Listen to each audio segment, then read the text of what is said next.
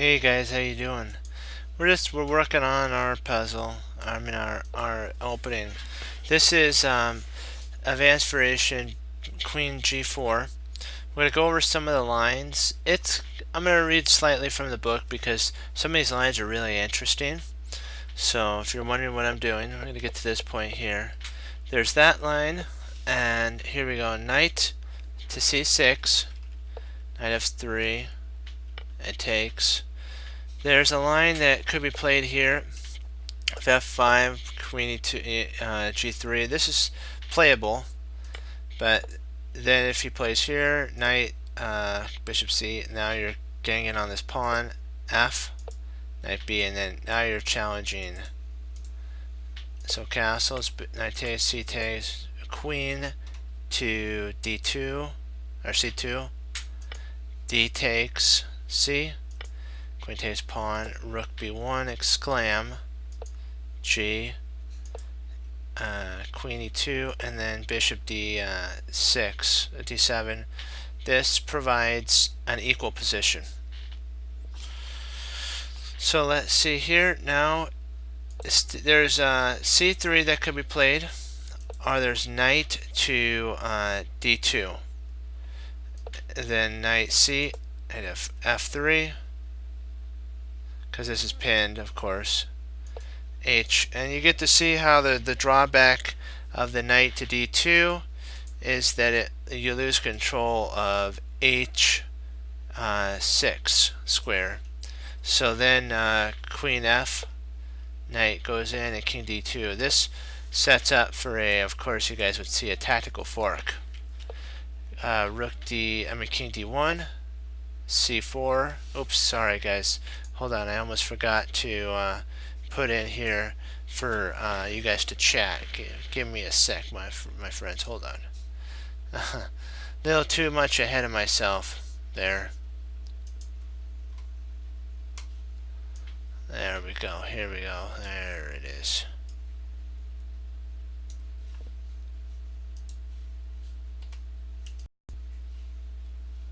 Okay. Not the puzzles here. See? And then you're thinking, what? Can't he just take here? Yeah, he could take, but if he does, he loses his rook. So that's a sad thing. B3, Rook C8, Bishop B2, Rook, Knight takes C2, King takes C2, and then C3, and it's better for black. In this line, it's a lot better for black.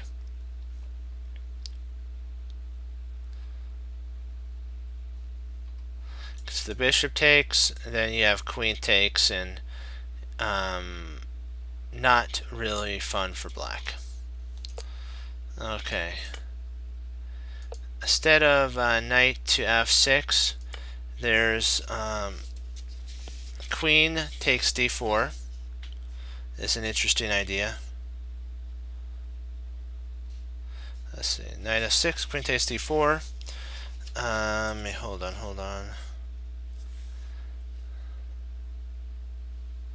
Knight C6. Let me get this right. Hold on, my friends. I've seen, he says he's seen an odd, but tried to gambit a pawn maybe best. The alternate queen takes, and this is an easy play for black to play on. And if queen F4, knight G E7, bishop D2, D3 with you're developing your pieces. Knight to G6, which is an interesting setup for sure, because you're blocking this, also potentially double attacking this pawn. You are double attacking it. Bishop takes, and then H takes. Now you've unleashed this rook, so black's doing rather well here. Knight F3, Queen A6, which stops castling. Knight G5, which now you're threatening to check and win a pawn. So knight D8 to guard. knight d2, queen to d3. So queen d3, which is an interesting move for sure. And it's interesting because you're putting the pressure on. You're wanting to maybe go queen to f5 and try to trade off this queen here, and maybe you can solidify your position and be stronger. So knight b3, b6 to stop his in routes. Like Jeremy Simmons says, if you could take away the knight's posts, you're doing rather well. So bishop d2, bishop d7. So they're just developing. Castle queenside, and rook c8. This is slightly better for black here. So that this would be a slightly better move. And black has kind of a line that they can go down. If they didn't want to go into the line with c6, knight c6, you can actually go down a more, he says he likes this. Black can accept the gambit by d takes c3, but it isn't necessarily bad or good. You don't have to do this. You could play, instead of that move, you can maybe play f4.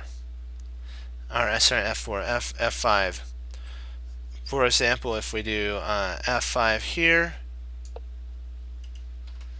the queen would go to g6, knight c6, b4. This is actually from a game. So queen to a4 is actually a really strong move, because now you're threatening to come into a2 or c2, sorry. And so he plays b5 to attack because it's protected by the bishop. Then you go queen c2. Kerplunk. Black is doing very well here in his play. Queen to f4.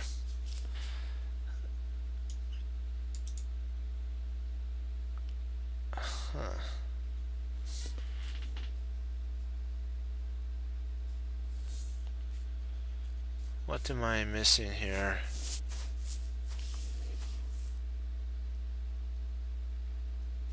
I just want to make sure I'm not missing anything.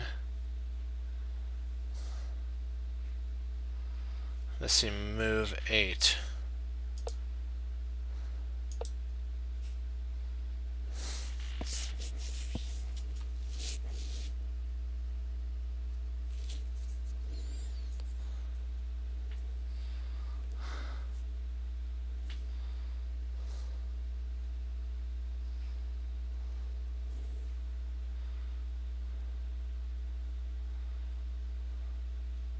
e4.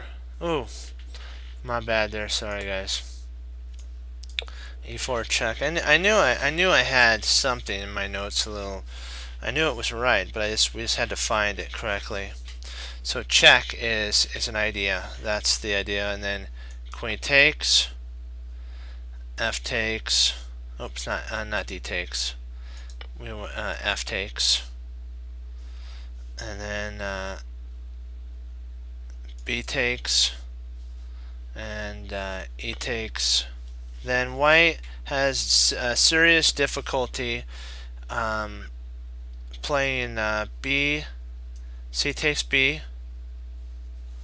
Bishop takes. C takes d. F takes g. And it's kind of a little different here. That's it. Takes g15. Oh, bishop takes. That's good.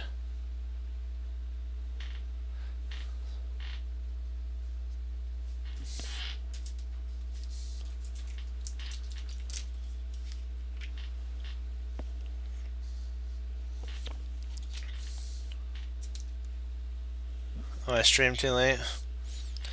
Well, I had a lot. I had a lot of you know work, and you know how work is.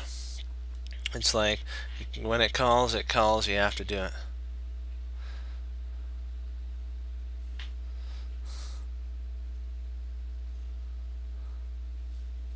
Yeah, and then what we're doing here is, see, he actually played out. Now white has this slightly disadvantaged position because of where his piece setup is. Okay.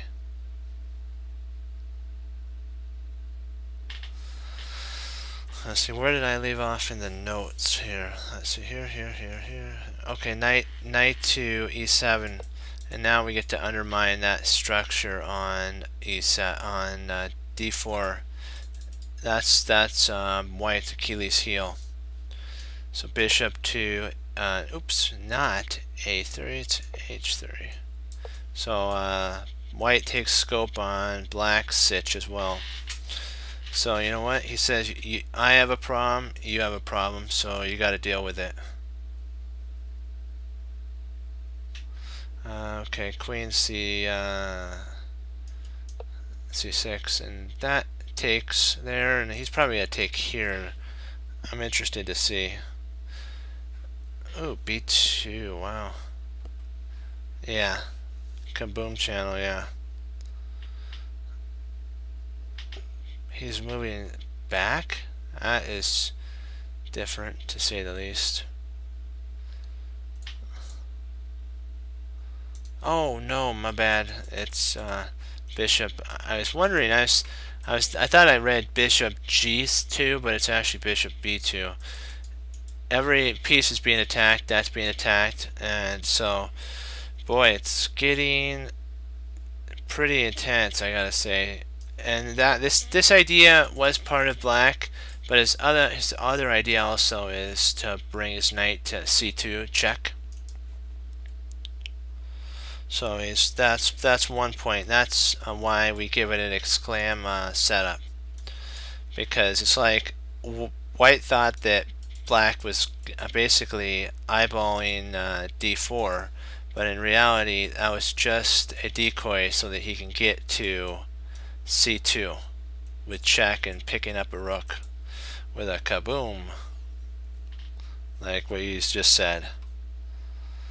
Okay, king d2, because now he has to cover this, and there's no queens on the board, so it's okay to move your king, but still there's enough material that could cause black some problems. Rook to c8. Now you get to see the rooks are starting to flow in. Knight to a3. He's trying to get his rook in so that they can challenge that rook. King d7, so that if he does challenge it, he always can play bishop up, and he's also guarding the e6 pawn, avoiding really any checks. And so this is actually, I like this move. King d7 is an all-purpose setup, because now you can get your bishop to e7 to g5 check. Very strong move there. Rook hc1. c1. See, now you're seeing the idea is to trade off the rooks. And then bishop e7, like our idea was. And now if he trades off a pair of rooks, we'll have the domination of the open file. And also, he's got to be careful of this skewer too. And that's not a very fun thing to walk right into. Yeah, it's not fun at all when you have that in his back pocket. So if knight c6, what could possibly arise for white is on bishop e3 would be a poorly timed sacrifice here. It's actually a very bad sacrifice, because white's trying to gambit a piece, a pawn, to get activity. But by doing that, he's going to, this isn't actually a real time, you should have done it a couple move, like a move or two back, or maybe even just a move back. So it tells you that move sequences are important, because if you do it at the wrong moment, it'll cost you your advantage and maybe even the game. So D takes C. Black goes, sure, if you give me a pawn, I'll take a pawn, and that's what. And then White's like, hey, you take a pawn, I get to develop a piece. Excuse me, I get to develop a piece. And then we go, yeah, you get to develop a piece, but now we get to push D4, which again, if Knight takes, we can check. So if he takes here, we can actually pick up a whole piece in this line. So he can't take that pawn. Indirectly, it's protected. Okay, there, D4. Okay, he castles. D takes C.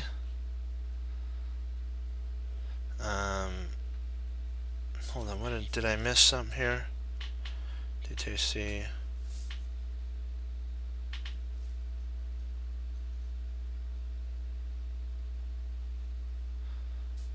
Right. It can't be. Hold on. I'm missing. See, I'm missing something here. Hold on. Let me see. Castles. Okay. D. So D4. Knight takes. D takes C.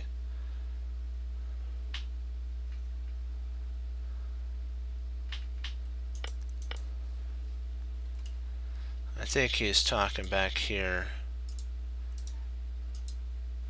Yeah, because you got to be careful that you don't do the wrong line setups. Hold on, let me see. C takes, okay. D4. There we go. Knight takes D4. So we're in the right line. For sure, we're in the right line. Let me see what my notes say. Okay. After that move, you have to set up for Knight to B4, which is a very vital attack. Oh no, my bad. This is hanging. That was our prior line to come in there, so there's no need there. So now we're attacking the bishop and the queen. That's our setup. Okay, takes queen G3 to cover this bishop. And then Kerplunk, now we grab the bishop with check, and when the queen takes back, we go bishop D7, and we have the two bishops. The center's almost open, which means our bishops will be they'll be a force to be reckoned with.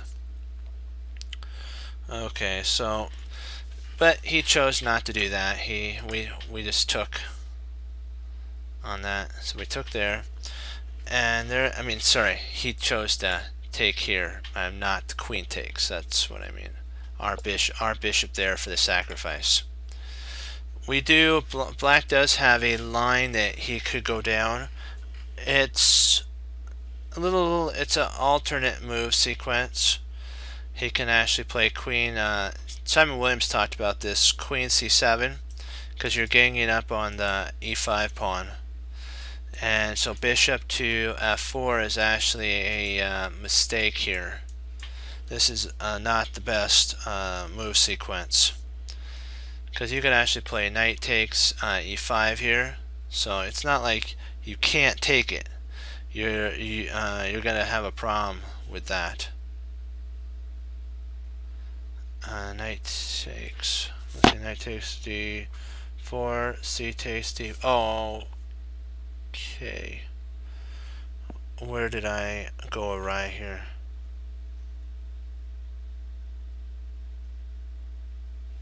What move are we on? I gotta make sure my notes are right. Sometimes following with my notes in the book, I may have wrote it down incorrectly. You should do that if you have your notes. Just make sure you have your book with it so that you're following right alongside with it, because you don't want to make a mistake. Then you're learning bad habits, so you don't want that to happen. Because if this isn't the best line and then you say, I'm going to do this, it could be losing for black in that line. So we have c7, bishop. Okay. Oh boy. Let me see here.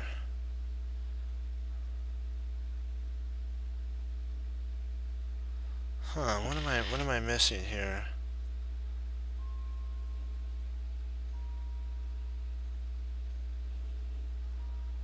Oh, I took E. That's it. I wrote that wrong. It's knight takes d4. Oh, I thought it was knight takes e6, e5. I'll have to change that. It's a good thing I had the book there. Oh, that was kind of scary. It's like I thought I wrote that wrong, because I'm usually used to that you win this pawn, and then you can basically get your line going, blitzing the QB. So, that was a close one. Now you're hitting these two. You're forking a d4. That makes sense now, and queen to b2. B2 with potential melee of winning the rook. So that's actually winning in that line. Let's see, do we have anything else? Nope. That's and so he played this move here, and instead of queen to g3, you don't have to do queen g3. You can also do a side move like queen to h5, queen h5, I believe. Is that what was in my notes? Yeah, but this is dubious, so you got to be careful that you don't make dubious moves, because you're attacking the knight right now, and it looks like it's doing something, but in reality it's not, because all black does is just go retreat right back. He still has the center. The center's cleared out. He blocked, as in football, he blocked the line, and now his running guy has the ability of coming down the board, and then he'll have another blocker and sniper and all that. So Emanuel Lasker, I call E for Emanuel Lasker, so E5 would be a very strong move. But we had to clear a spot for it, so that's why we retreated back. Okay, so D2, D3, bishop D3.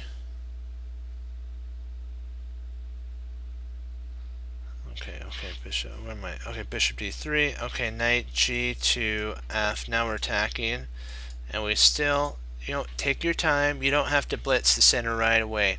Develop. Development is the key.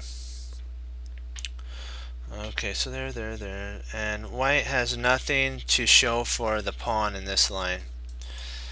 And this is a line that I looked at with John Watson, and there's really nothing that he could show for it.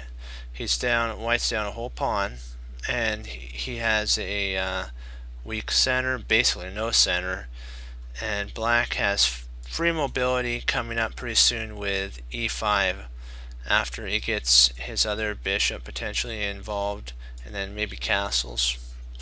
And it's all playable. So takes their queen g3, and now we have to look at knight g6 was actually played in the game, but you don't have to play knight g6. You can actually play knight c4. Knight c4 is promising with bishop to f4, I believe. Let me see, am I doing that right? Knight c4, bishop f4, queen b6. Let me see, I think I got this correct. Before queen b6, b3,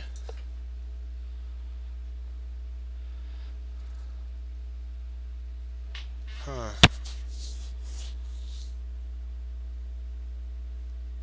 Wait a second. Did I write that down again wrong? Snap.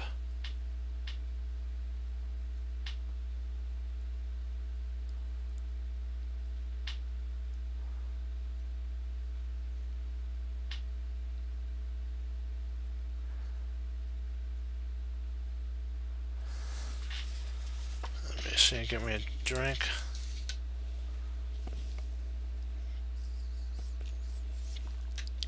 We want to go over a French line, a French study that's.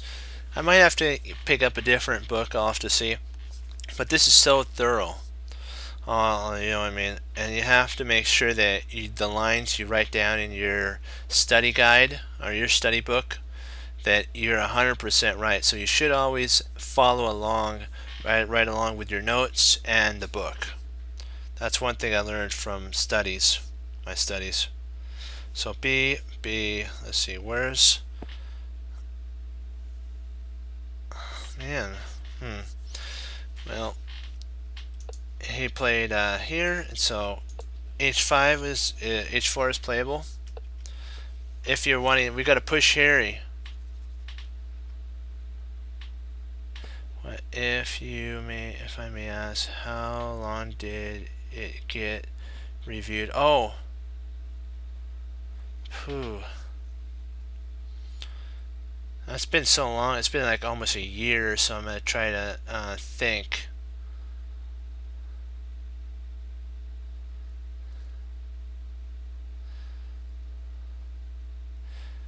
I'm thinking potentially. Don't count me on this. I think it might. I'm not exactly sure. I haven't. It's been so long. I think it's a day, maybe a day. It could be like what you're saying, a couple hours. It could be a day. It all depends on what you put in there for your presentation too. I think they look at that to make sure. Oh, his question is how long did it take? How long would it take for a to be accepted into the streaming population? Like, you know how I'm streaming right here. How long did it take for us to get accepted in to Allied Chess streaming? It's been so long ago. I think it's for me. I think it was less than a day, but I'm not exactly sure. It's been over a year, close to a year, maybe. Over or close. I've been on so long. I'm not sure. I don't really remember. So that was kind of his. That was kind of their question. Yeah. So just be patient. One thing you have to do is I've learned with. I even put in for YouTube as well, and it took I think a day if I'm not mistaken. For them 24 hours they analyze your setup and everything and make sure that you fit their not policy that you're good, you're basically everything's good and all that stuff, so they send you through the filter, and I'm sure probably everything's going to work out. Don't quote me on that because I'm not sure. I'm not Allied Chess and I'm not YouTube, so I don't really know. All I know is YouTube took me a day, but I'm not sure about Allied Chess.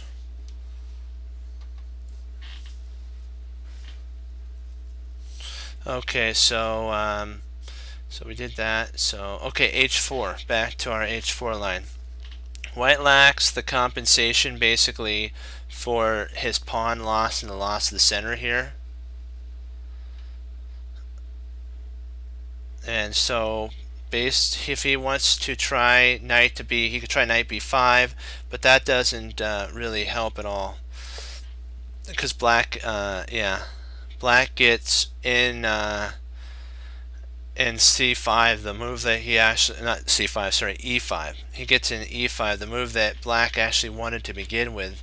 It frees up his bishop, frees up his other bishop, and then the knight can start flowing in, the queen can come back. It's an amazing move to get c5 in. It's an incredible move if you can get it in for black. It's like you basically are dominating the center at that point, and it's like, yes, you basically can inside say when you're at the board, you can go, yes, yes, we're doing it. I got the center. I finally accomplished my goal. My light square bishop isn't bad anymore. It's good. And now I have everything I want for a setup. Now I have to set up for the strategy, and this is the continuation of the line. D3, the bishop's going, I gotta do something. This is getting a little too scary for the king, and so the sniper. I call the bishop the sniper. The sniper's going, I have to make a spot for the king to get to. If the king gets castled, we may be able to hold this humongous. I call it berserking army, because I'd love to play this and then have my berserkers just going right down the board. These guys are like all in. That's how I think of this move, an all in. Like, yes, we are here, commander. We will make it down the board, even if we have to sacrifice ourselves. We will win this war for you, my liege. So we did play f4. Yes. This move is it's like they're all getting, these pawns are all getting excited, like, yes, we have enough, we can charge down the board and we're gonna win. First we're gonna go f4, then we're gonna go e4, and then we're gonna just charge and crush. Yeah, I like bringing it to life, because you know what, this is a live board. Some people just look at, some players look at it as just pieces. This is a literal battle. It's a battle of the mind. That's what chess is. It's the battle of the mind. It's who can see far enough out and strategize. You're the general, and you control this half of this world is yours. This is your half if you're white, and this is your half if you're black. And so your goal is to take the king out and control the entire board. Once you do, you can count this as your territory grab. So a win, I always think of as is a plot of land that I was able to hold. So every win is like a land that you just conquered. And if you think of it that way, you'll want to study more and more, because it's like a war game. I guess that's the best setup that I could say. Are potentially, let's see what we have here. Okay, bishop d7 is also another move that you can try. This move's actually much better. This move is much yeah, I guess it is if you want to think about it. Yeah, because there is no retreat, there is no falling back. It's all or none. But there is a draw. Like, I think of draws as truce in a war. Sometimes you have a ceasefire, and that's kind of what a draw is. Each side agrees to not fight each other anymore, so a draw is acquired there. Yeah, and when you start looking at it as a literal battle, for some reason your mind will start opening up to more and more. It'll become real, and that's what Josh Waitzkin says, and so does Gary in his book How Chess Imitates Life. That it's they call it a black and white jungle, because you're having to fight your way, basically, if you want to think about it, through forest lands, hills, territories, and you have to jump over things and everything. It's all like that. So, and he has a really, if you're wanting to improve as well, Josh Waitzkin has a book. I think it's Attacking Chess with Josh Waitzkin. It's a spin-off of his story, Searching for Bobby Fischer, if you guys are interested in, kind of starting out and slowly building up. Really, really great book. I went over it a couple times. I went through it. It's so fun. He writes and he makes it real, and that's what I like about it. Sometimes notations take away the reality of that these are your soldiers, and so whatever you do with them, they either live or they die by your decision. And that's basically plain and simple. The more simplest, there is no more simple it could be. Castles here, and knight to f6, kerplunk. So, but I kind of like what white did. I favor Harry though, so that's just me.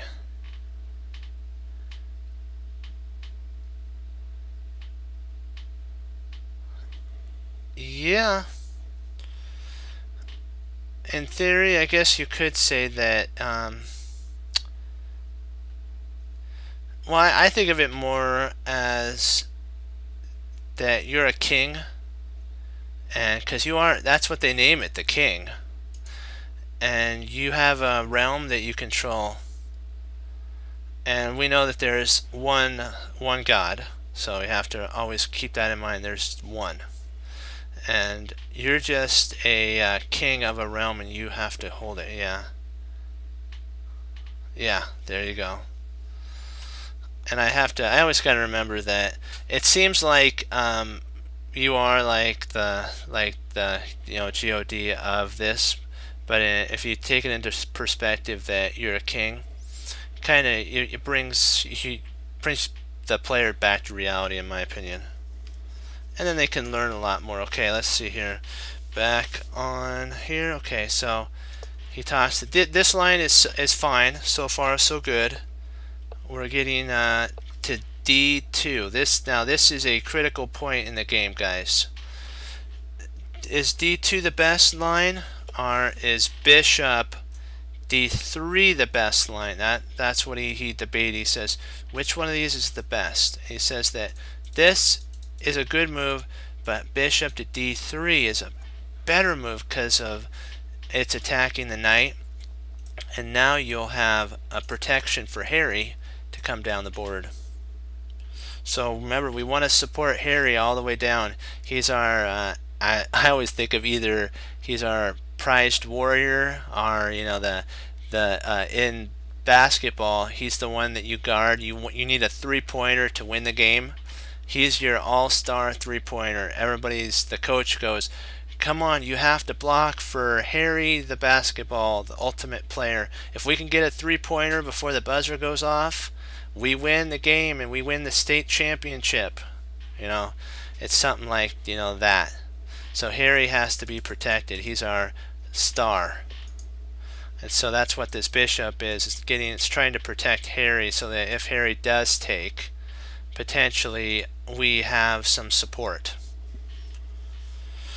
Okay, let's see. What else did the line say? Okay, E5, and so now we're getting some blockers in there, and it's like the coach is putting in the line and saying we need some tall guys in here to stop Harry from getting any support. So they send in a 6-foot guy over a 6-foot, maybe 6'5", 6'6", and his whole job is to shut this bishop out so that Harry can't progress down the board. Let's see here. Okay, okay, knight. And so this knight's trying to, or you could think of it as a forward. This forward is trying to stop the tall guy that the coach brought into onto the court. So he's saying, you know what? We have to help Harry. So the forward's coming to attack this tall basketball player. So knight c6, and so they send in another. Black sends it, or the coach sends in another strong player, and they say, you know what? We have a forward too. If you want to think of the knights as forwards. And we can also protect our other guy as well. We'll block for him so that if our other forward has to retreat to f6, we can then play a forking move e4. So, you know, they're all working together as a fine-tuned team here. Let's see, so, okay, I gotta check my notes. Yep, so far so good. C6, and the coach did a wise thing, so that the forward gets an exclam mark. So congratulations. Bishop takes knight, and so now we remove one of the knights. D takes, and queen takes, and so now somewhat the center has been broken down slightly. So now the center is coming in, as we would say, to the middle of the court, trying to keep. He wants to make sure Harry can get past as well. Let's see. Okay, 14. C, bishop takes, queen takes, bishop c6. Okay. Now the pieces are starting to flow. We need flow. So castles, and then castles queenside. So now it's an all-out attack. Smart move by black not to castle on the king side, because Harry would really be an all-star. He'd be the one to go for the slam dunk at the buzzer. That if you're 1 point down, he'd be the one that everybody blocks to get to open up.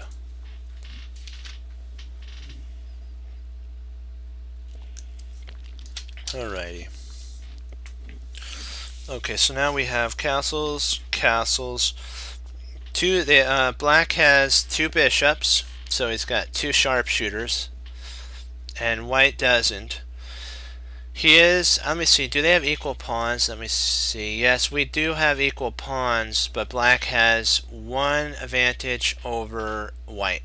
He has the light squared bishop, which now black's going to try to play more on the light squares, which means he has a potential of f5, and when the queen moves, he can go e4, and then he can get his other bishop out and potentially go f4, and then just start steamrolling the pawns down the board.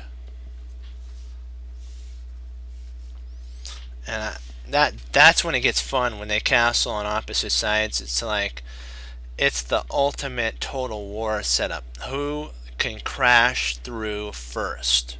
And those are the most interesting strategic and tactical games that you can go over. Jeremy Silman says you can even learn from since he's an international master, he still goes over games of 1200s, 1000s, 1700s. You can learn something from every game, even if it's what not to do. Even if it's what not to do, you can learn something like that. So I thought that was cool what he said. So D, and then knight takes D. You could play, let me see here, is this the line where d6, knight d6 that I put in was, or was it knight e to f, knight e, c6, I'm trying to remember, knight to c6, is it that one to challenge the knight, or is it to retreat back for the ability to get to c4? Let me just check real quick. Gotta make sure. Hold on, let me check the notes with my notes. It is knight d6. That's what he's talking about. Knight d6. Okay, here we go. So I had it written down right. I wrote down right. So bishop d3, and potentially Harry's going to become a hero, so we have to be very on guard. We have the queen to b6. Queen b6 pins the knight to the queen, so in theory we could actually, no, we don't want to do that. We can actually play knight c6 here, and then trade off knight and create an isolated pawn. So knight f2 to or 2 to f3 here. And at this point, it's slightly better for black because of this pin and this knight maneuver here onto c6, which would, in theory, potentially you can go e5 at that point too. But you've got to be careful that you don't open up because your king's on the same file as the queen, so you gotta just stand close and safe. D3,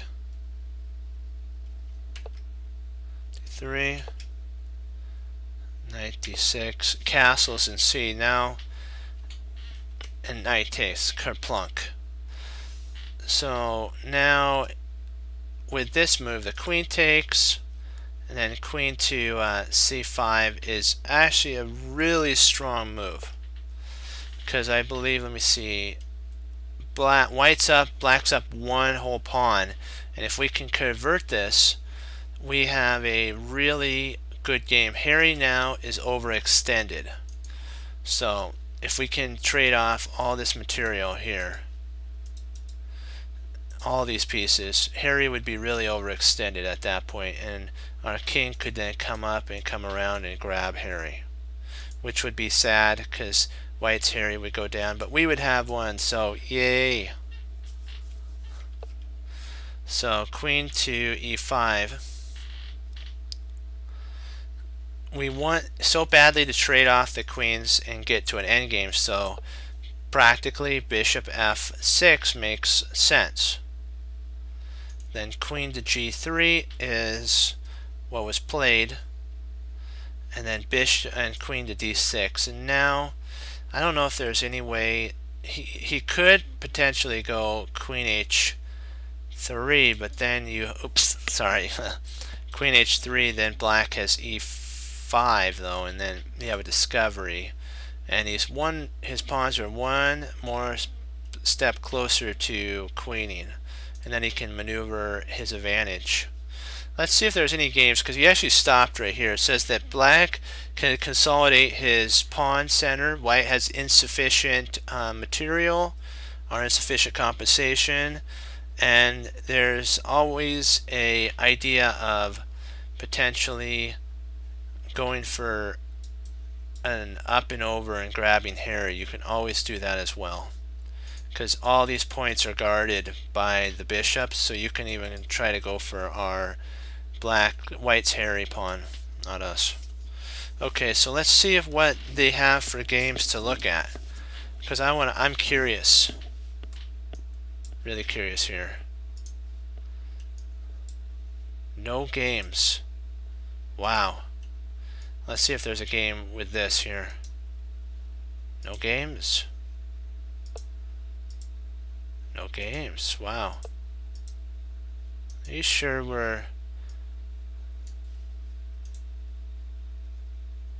Okay, let me make sure. No, that's just strange. Any games? Nothing. Wow, there must be a slight problem. Maybe this, does this have a game? That can't be right, because they should have games. I'll try starting at the very beginning, and if there's no game that's at the very beginning, then we know there's a sitch. Okay, so let's see when it stops, when the games stop being played.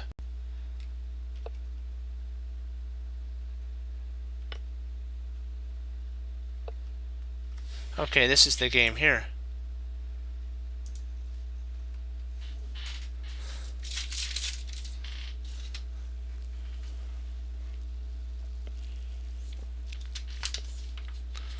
Okay.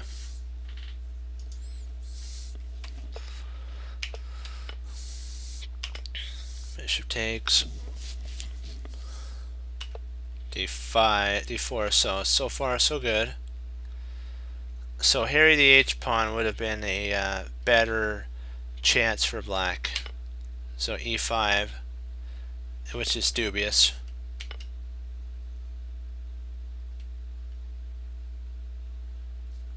E takes, queen takes, pawn takes, and so best would have actually been taking here, because think about this. Why would you guys, I'll propose this to you, why would you guys think that taking D takes E5 is a good move? I'll just throw that out there for you guys to, you guys know principles. What does D take E5 actually do for white? I'll just throw it out there for you. Give it your best option. You can almost just say something that's good about it, or something that's bad. I'll let you guys take a decision on why is D takes E5 a good move or a bad move. You guys can write in there now.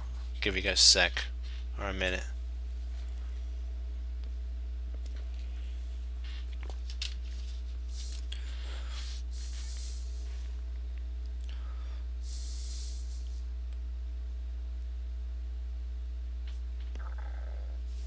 Excuse me.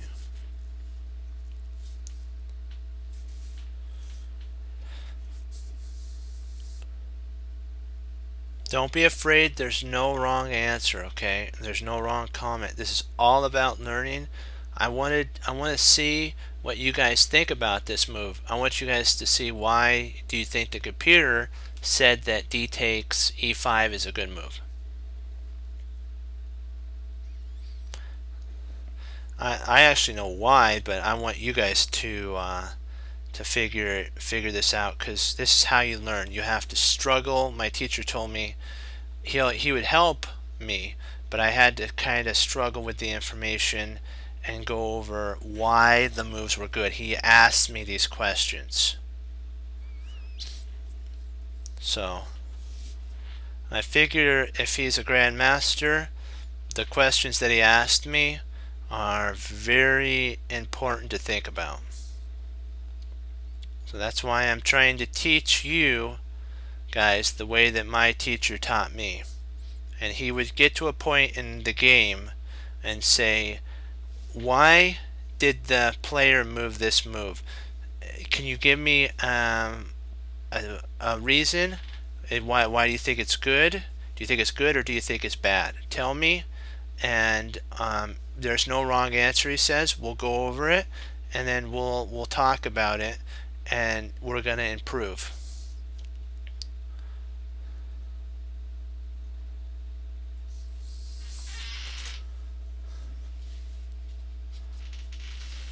I'll be right back. I'll give you guys a minute or so to think about why is, I'll repeat it again, why is D takes E5 a good move, or why is it a bad move? It's up to you guys to put in, and when I get back I'll explain to you guys why it is a good move. But I want to see what you guys have to say while I'm gone for just a second.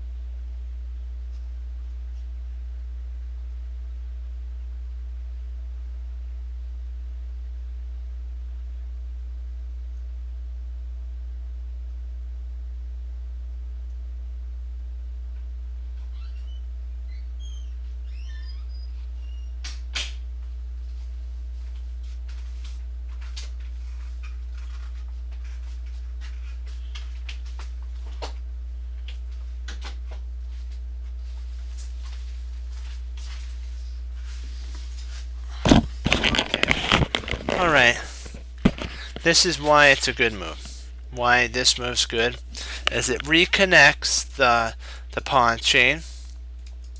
So no longer does white, well, we'll give a couple reasons.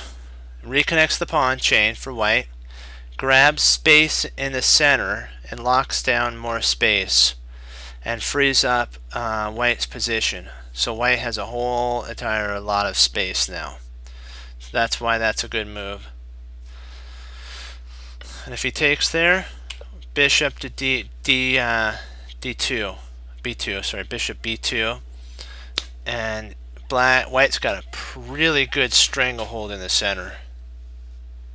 But he didn't see that. He played queen D1 dubious move, which is very bad, losing.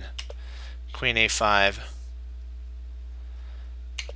and then bishop D2, bishop B4, which is these moves are standard in the French. You're trying to gain more space for black and open up your bishop.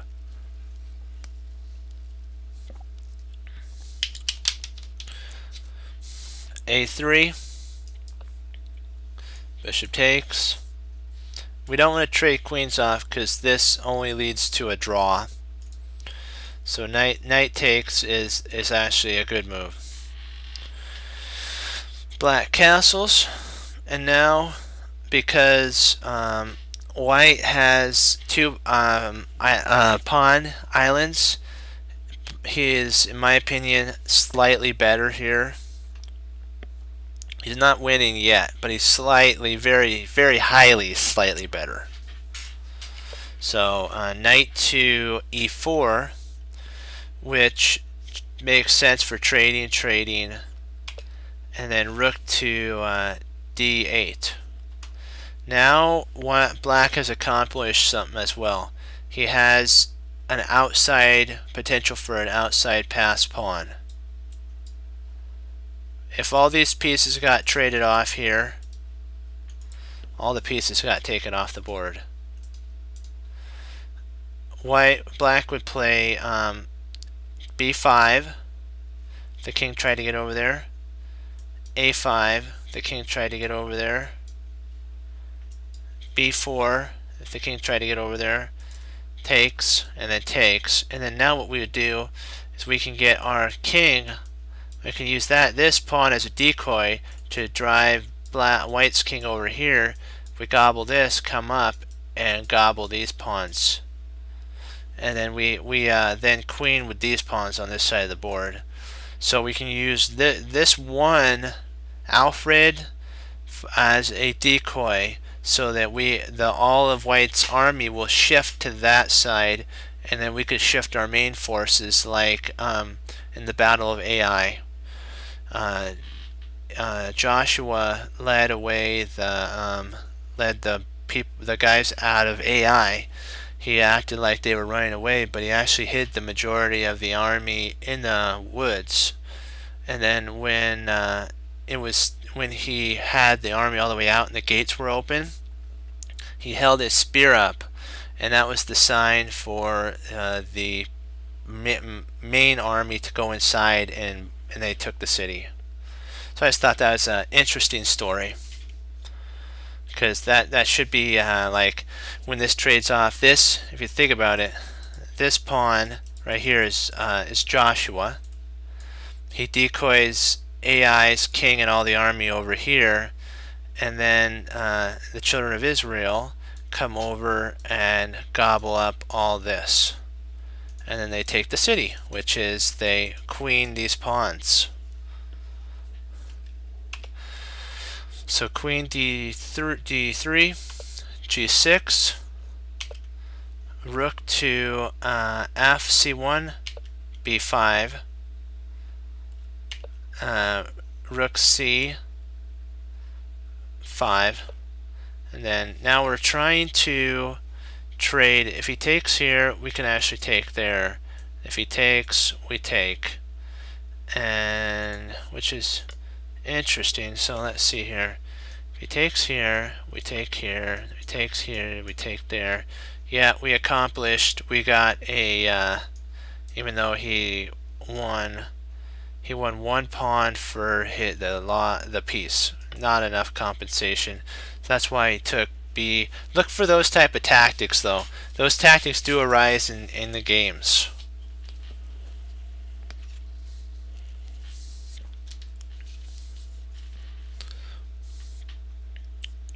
Let's see, how's the internet speed going? Perfect.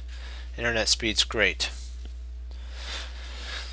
Okay, so rook takes, rook b1, a6. Queen to c3, very dubious. Bad move. Remember, you don't want to trade off. The more pieces come off the board, the stronger Alfred gets, and we're able to get our king in. We don't want that to White shouldn't allow that. White should try to keep as many pieces on the board, keep it in the middle game. If you know your end game's going to be weak, don't trade off your pieces. Keep it in the middle game until you at least get some sort of a equal position.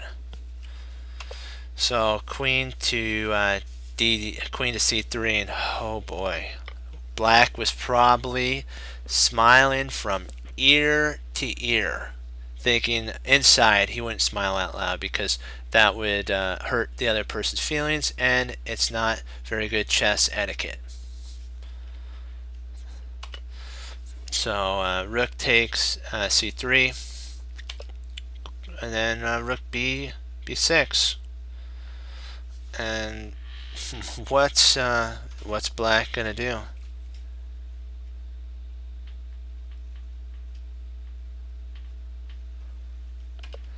So a4 and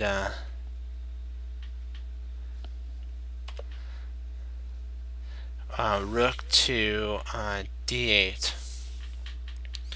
So we have a pin here, we have an attack here. Black has all the compensation they could ever want, and if White takes, Black would take back. He's got a rook behind the passed pawn.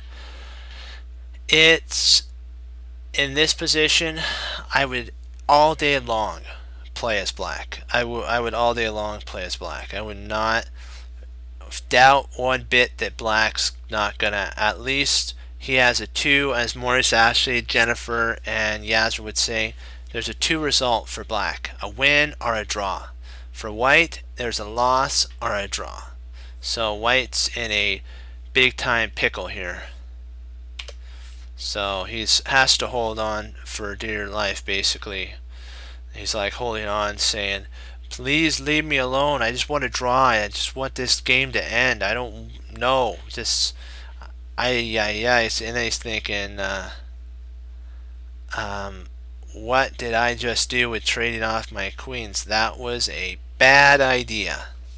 But you remember, pieces can't be put back on the board. Once they're gone, they're gone.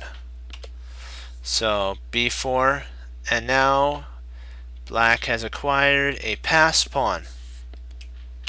a5, dubious move.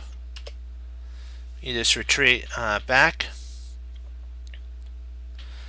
and now what you could do is play potentially, I don't know, I might have actually I'm not sure if this is the best move. I like actually rook to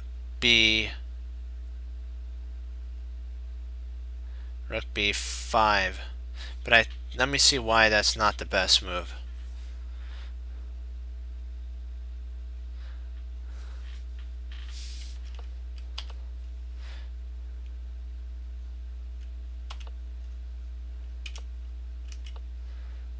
Why would this be a problem? Because the king could come over?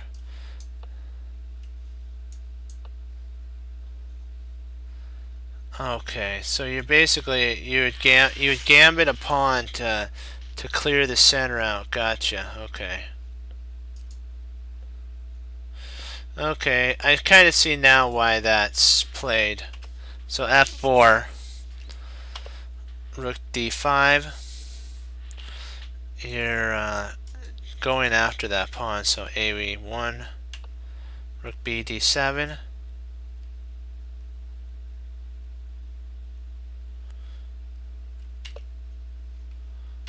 And the rook just grabbed a pawn.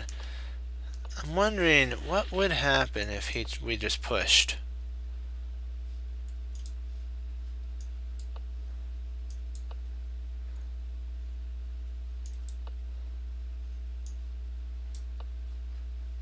I guess this would give away our advantage slightly. So we probably would want to keep, because why not just grab a pawn, right?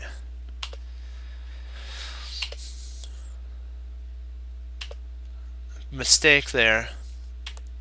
Rook d2. He's gonna, if he does go e3, we're gonna pick up another pawn.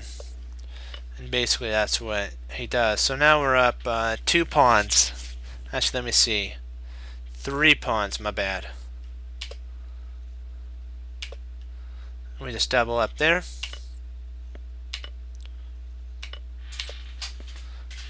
Now there's no way he's gonna win this. Dubious move again.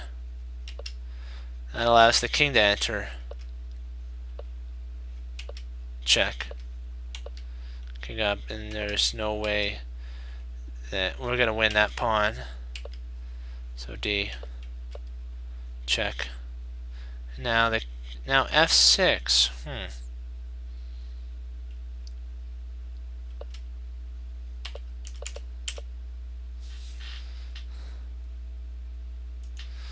I know this is kind of a crazy idea. I like this move though.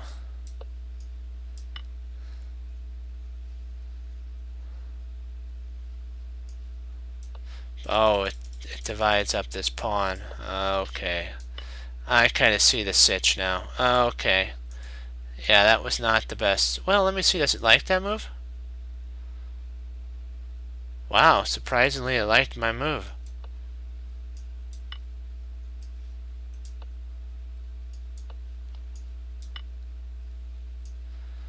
Okay, that's okay. So it did like our move. Wow.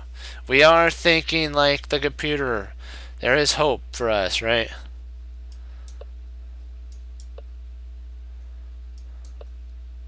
Grab the pawn. Kerplunk.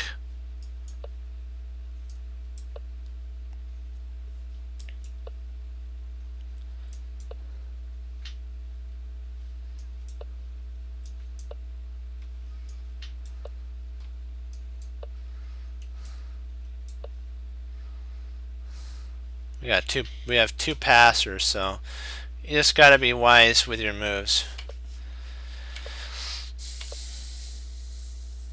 Mistake again.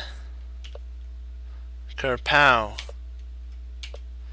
And now there's now if he played this here, you can actually just grab that, and now that he plays that, you just move over, and this is protected. So now when it was here, there's no losing of the f pawn.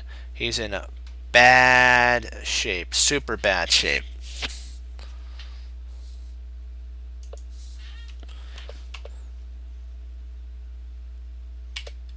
Check. And his opponent resigned because he's going to have to give way.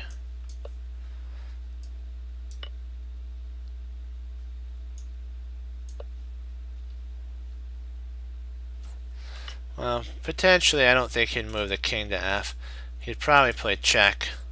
And then we just grab the pawn. If he checked again, play there. If he tries to stay on this, we just start going. If he checks, you can actually just move back, and now you get your pawn chain like set up here.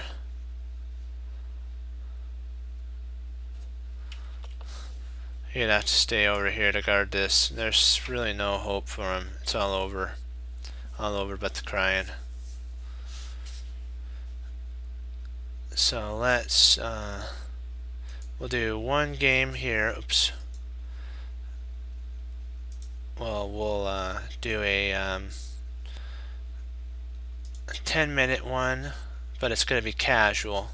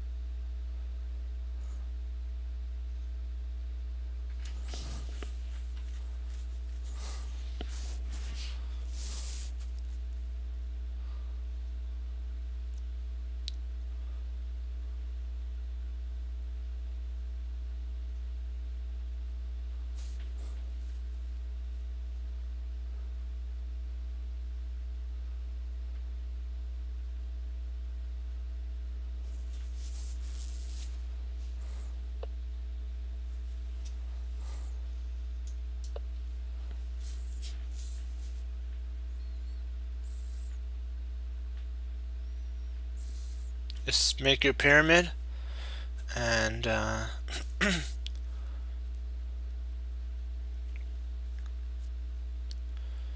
there's really no weaknesses in my structure at all.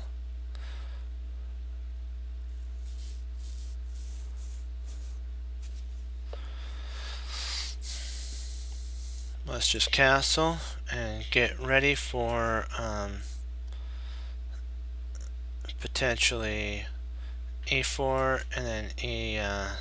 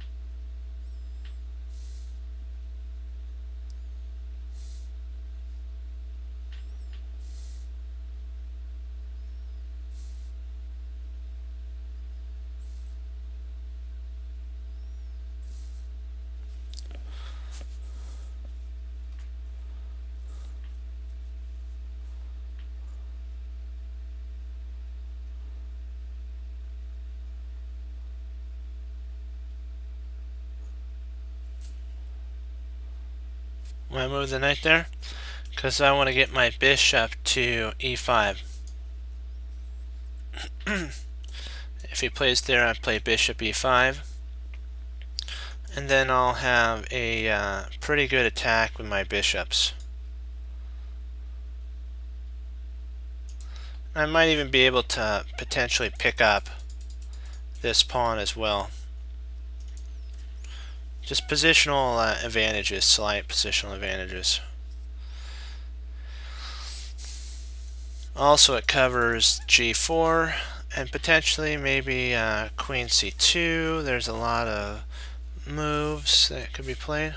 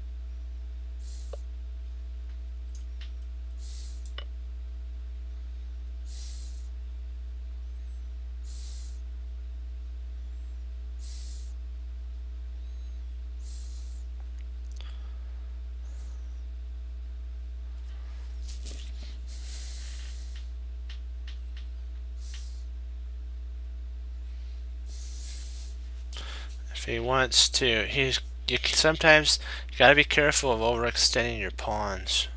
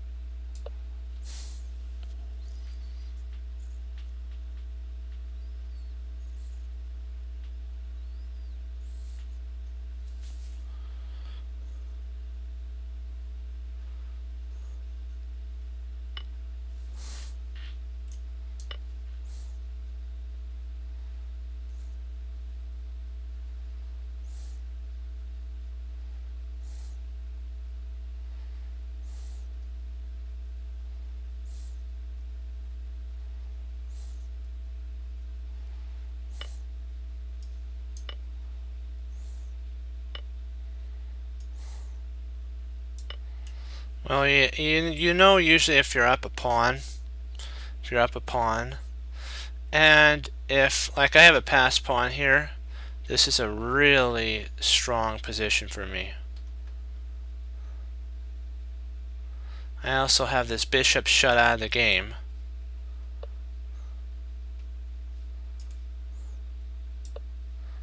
So I'm going to try to see if I can't kerplunk a rook there.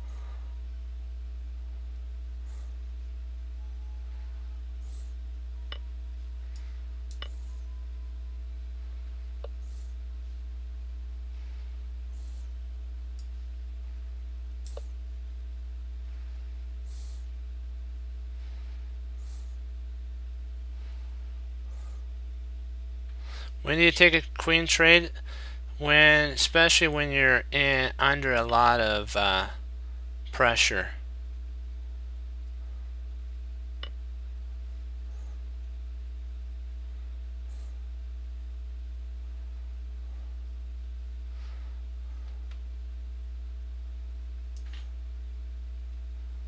Let's see, do I want to, hold on.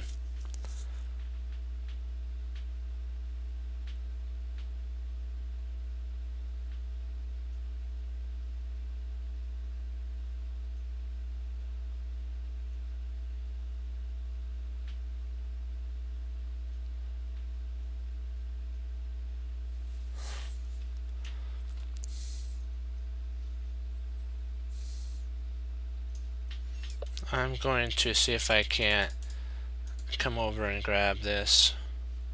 Cut the king out. See if I can't grab that pawn.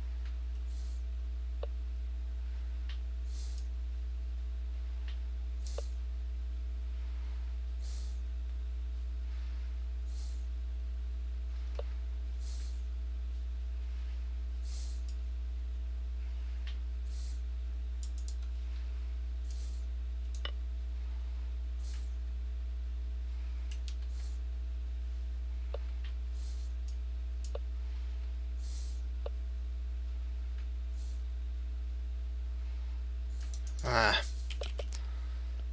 that was a mistake. I think I should have taken here.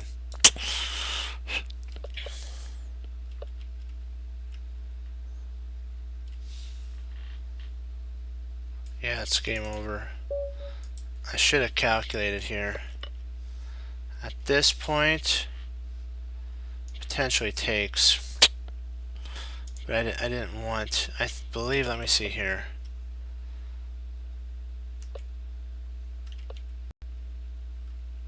Should I have checked?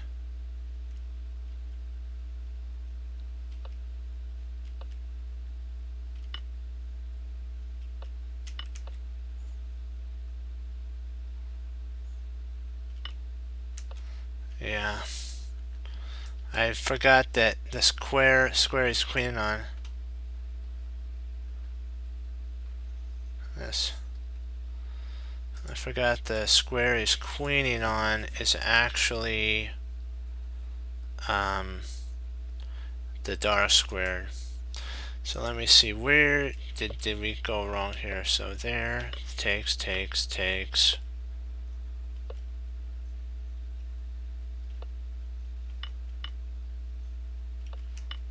Oh, drat. Could have plucked off a pawn there.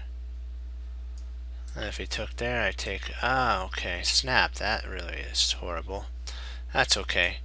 We'll try another one.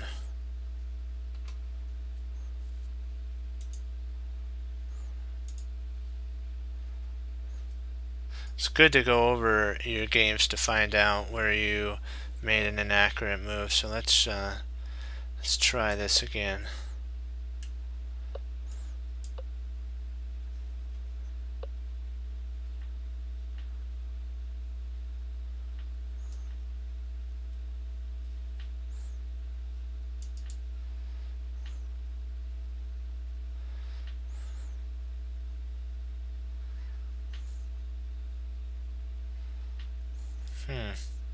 Very awkward.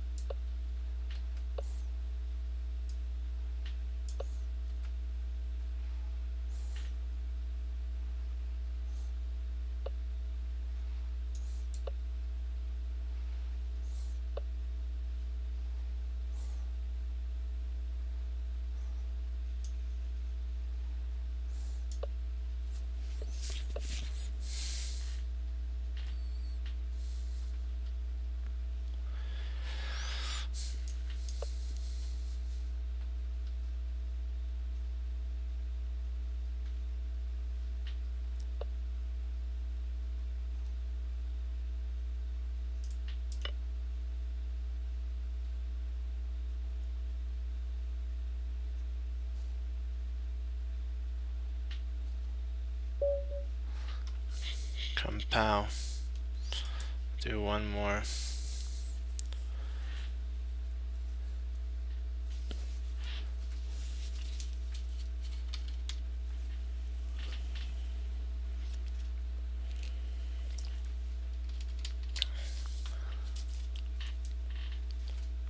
Well, let's see here.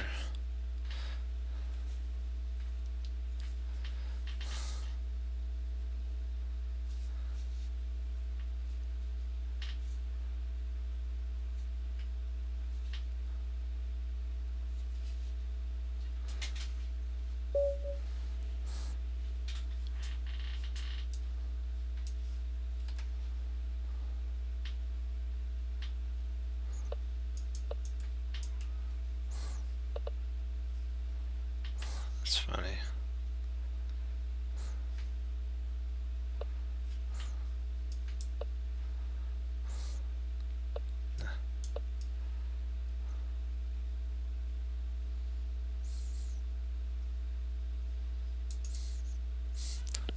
Don't touch the piece's tail until you're ready.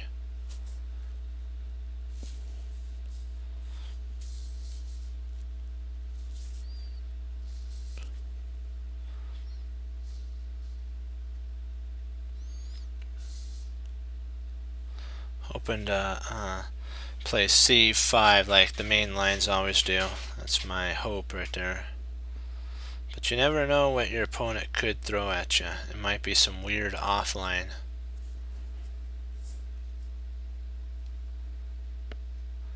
What's my record today?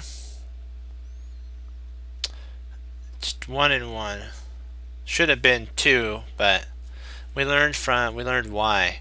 I missed a tactic, and I would have won a pawn. I thought I couldn't take it, but in reality I could have actually taken it. Then it would have been a 1 game. So you learn from it. That's the whole thing. It's not about a record. That's why you play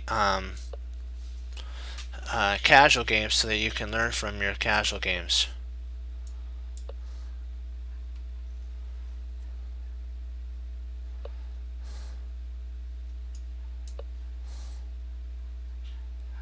This pawn's under fire.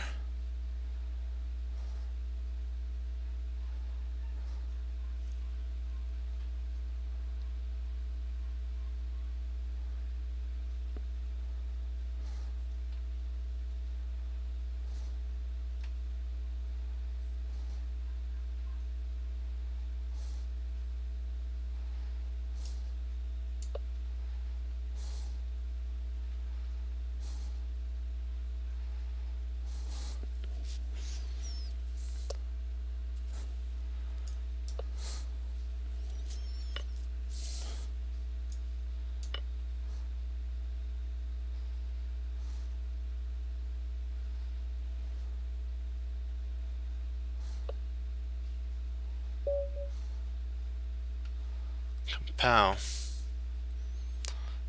Okay. Now let's do some puzzles. Alrighty.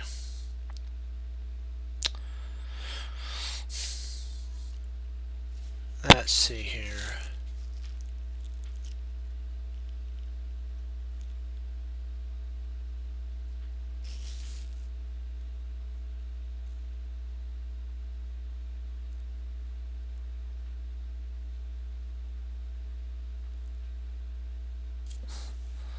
I want to play F5, F4, but I don't know. Do I get enough attack?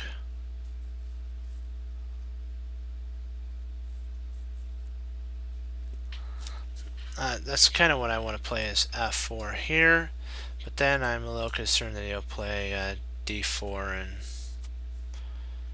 I can't really attack the queen after that.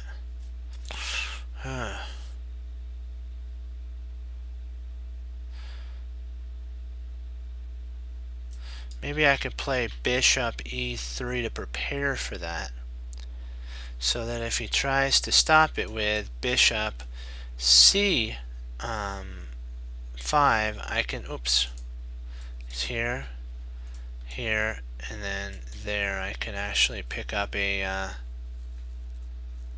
piece in that line.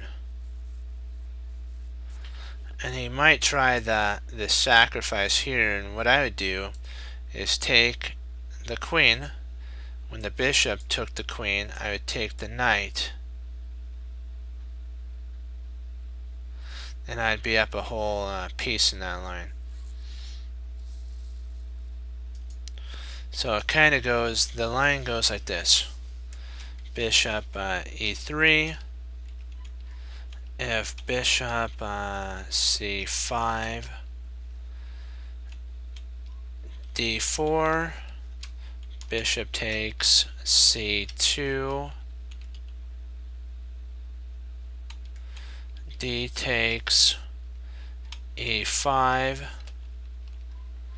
bishop takes d1, and then e takes f6.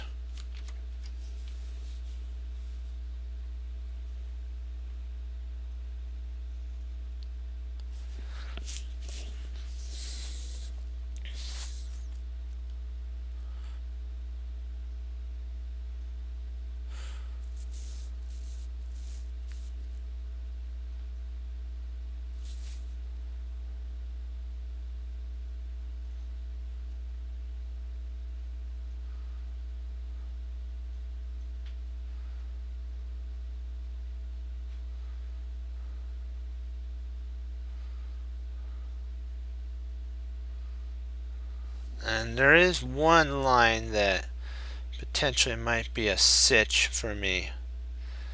If bishop e3, knight g4, d4, knight takes d4, knight takes e3, d takes e5, knight takes d1, and then e takes d6, knight takes c3, and b takes c3.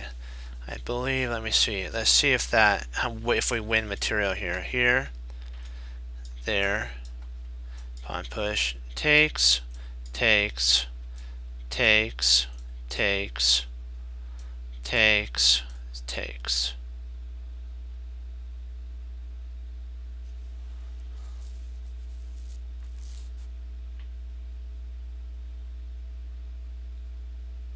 Oh.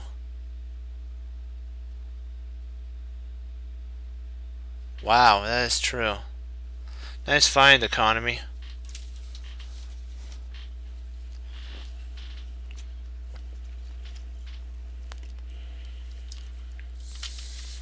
More simple than we think. Knight f3. And that wins the queen. Good spot there. Knight f3.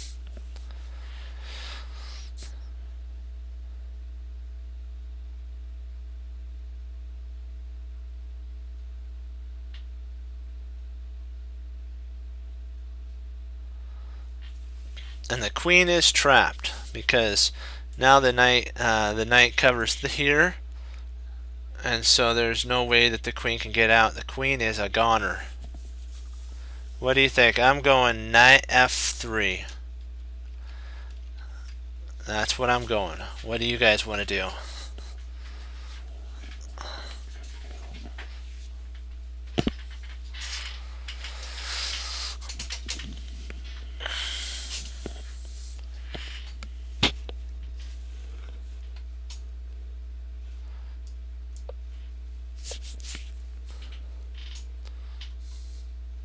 Well, I guess the queen does have a square to flee to, so I was wrong about that. But we're so close to trapping the queen, so I'm thinking knight a4 traps the queen.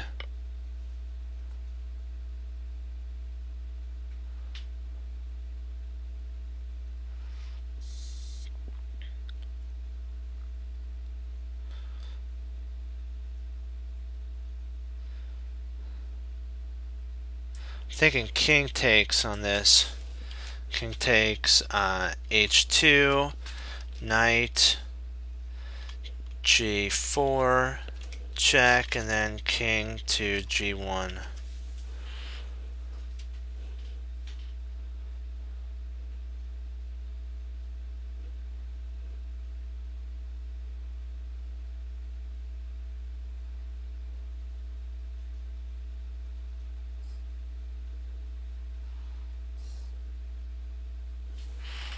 What do you guys think?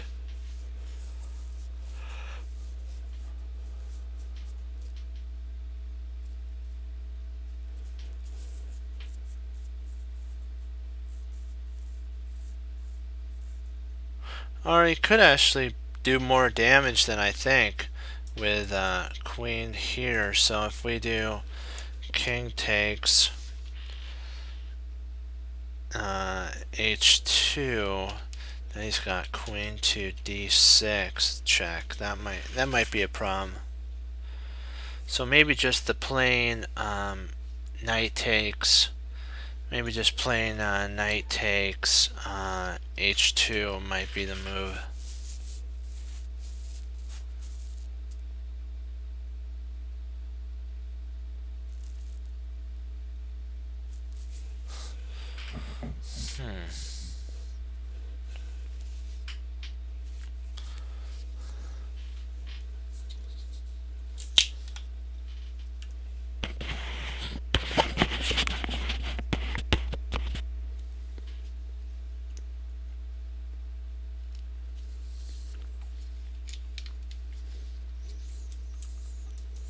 What do you guys think? Knight takes h2?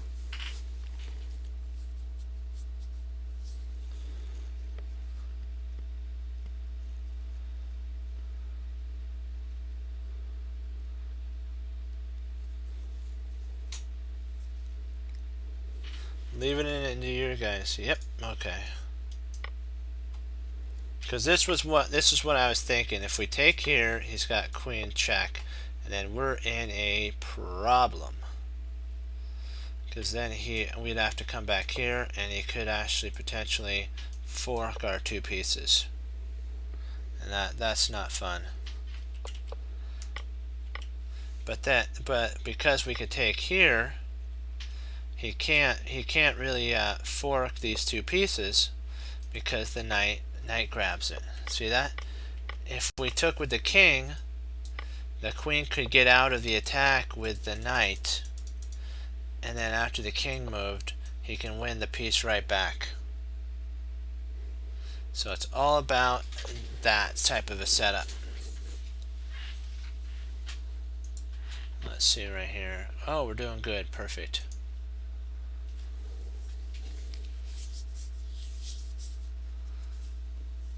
Hold on. Let me. What's that, guys? I just want to make sure our streaming is doing good. Yes. Okay. Good. Because just want to keep the streaming up to date on everything. Let's see here. Let me see. Wow. In 8 moves, there was a tactic. Wow, though. Wow, wow, wow, wow.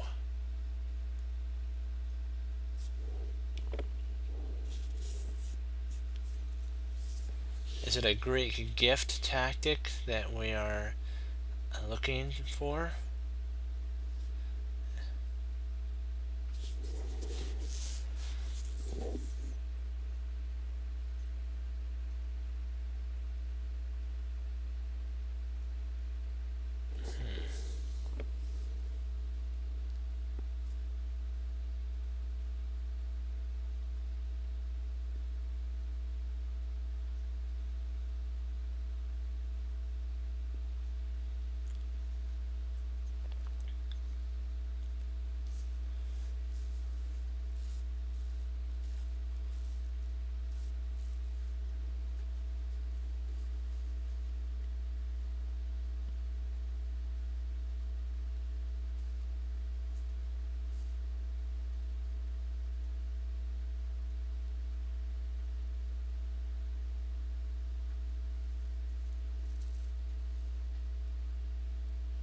I was actually thinking we need one more move though.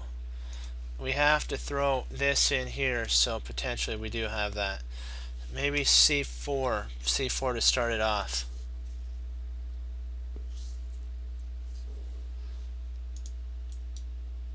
And what that does is that wedges the knight right in here. It blocks the queen.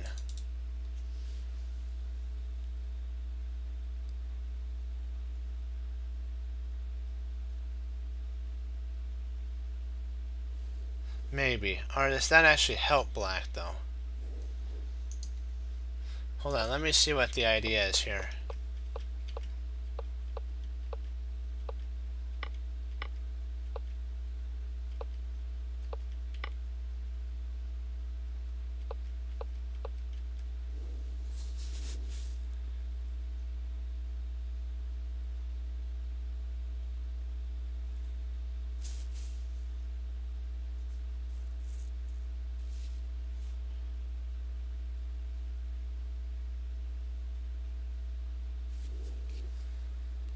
Trying to make this work though, but I'm seeing that if we play here, king takes.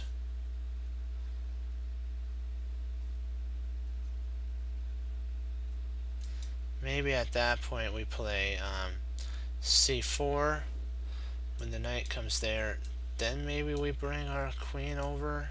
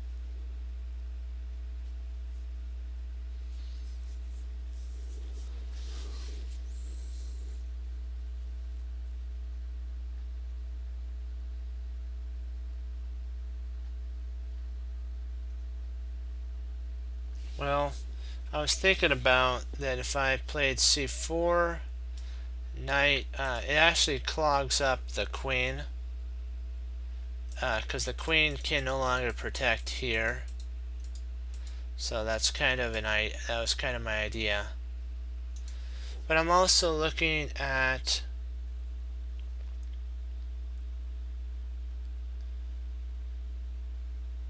maybe potentially bishop to a3 too is an interesting idea.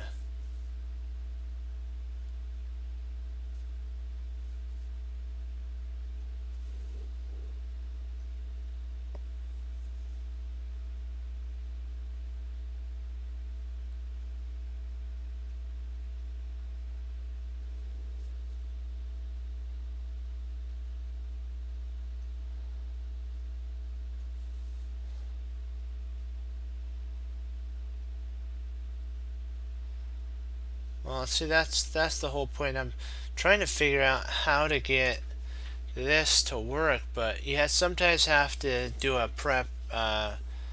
move for preparation.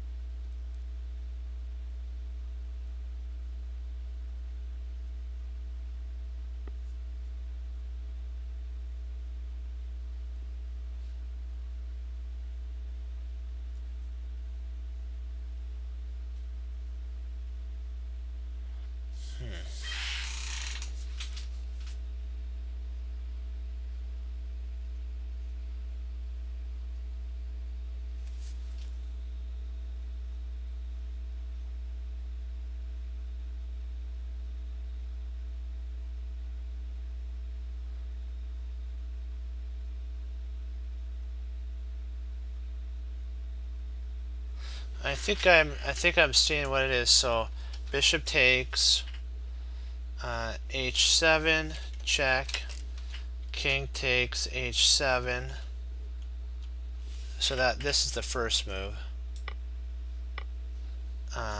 Then queen d3, check, which would allow us to float our queen over.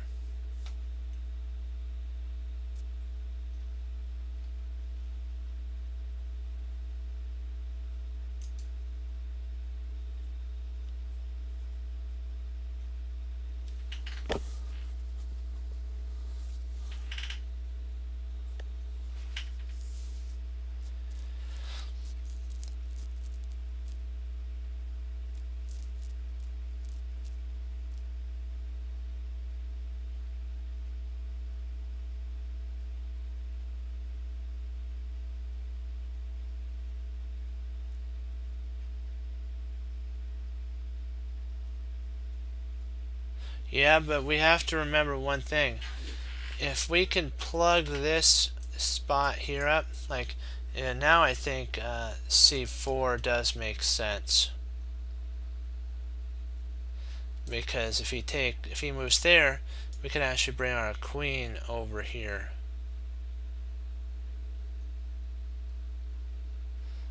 But then he could retreat there.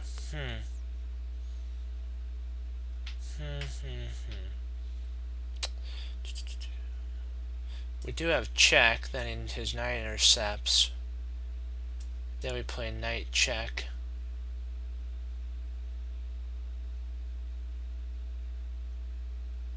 We could just, we don't have to play knight checks. We could just take with the queen, then when the pawn takes, then we can play knight check. Interesting.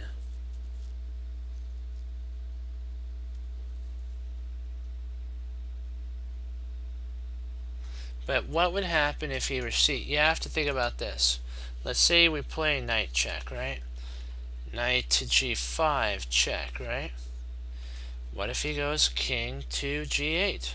You have to think.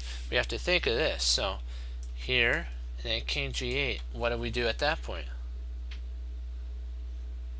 Followed by bishop d3. Okay. Okay. Then let's bishop d3.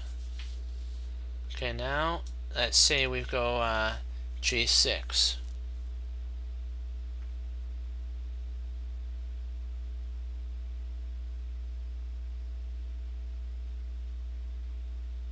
Queen h3, okay. Queen h3. Let's say rook to d8.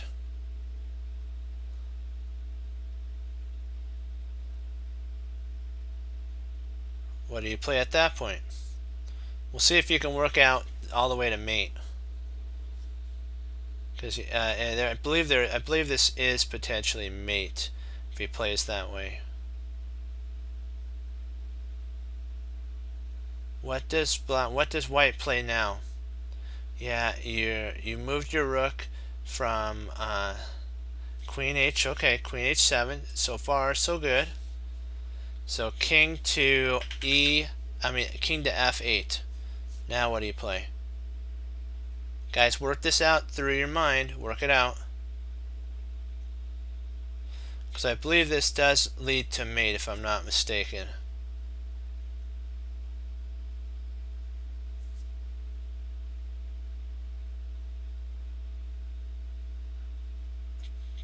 Focus. Look. Just stop. That would lead to mate, but there's a mate in 1. Just step back for a second. The king now is right here. Black's king is right here. Your queen is right here. Your knight is right here. Black's pawn has just moved up. So what can you do with your knight and queen? There's a mate in 1. It's not that's a good move, but remember, there's a mate in 1. Yes, good job. Congratulations. That's right. You would bring your queen over here, and you'd be checkmate. Excellent work. So let's give it a shot.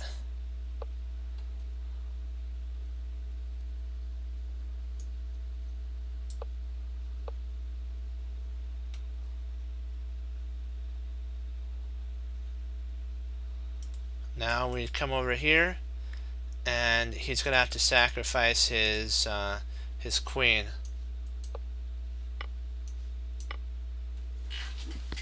But let's show that whole line. Let's show that whole entire line. Okay. He was back, queen up. Okay, let's say G6. G6. Oh, turn off the engine, thank you. Rook. And compound, there's mate. Or like what you're saying, you could actually, I don't know if this leads to mate though. I think he could actually still save himself.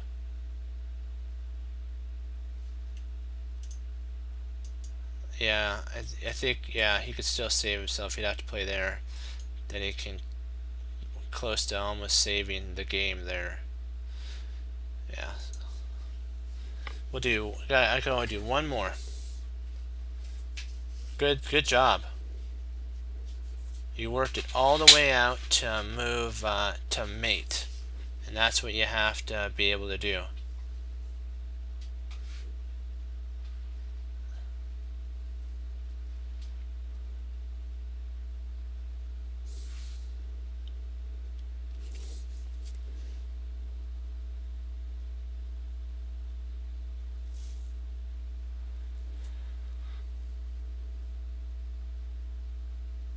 Let's see here.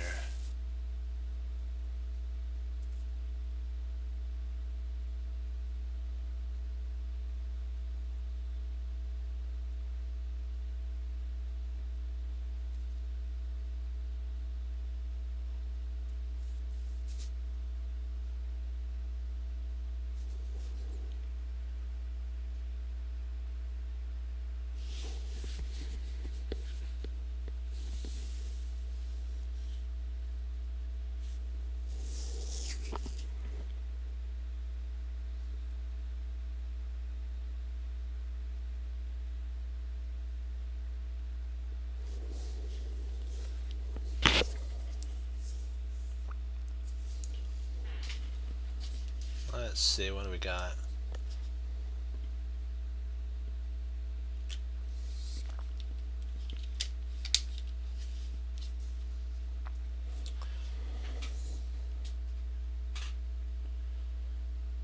I'm thinking potentially knight c6. Knight c6. And then this is for black. And then maybe after white moves, so we'll just say that white moves somewhere. You have rook to h7, and I think you'd have this here, sorry, here, and then there, and the queen's trapped. So knight to c6 is the move, and then I don't think he can get his queen out at that point. So whatever he tries, he's going to lose his queens. What do you guys think? I believe it's knight c6. Followed up by rook to a7, which traps the queen and wins it on the spot. Yeah, let's give her a go.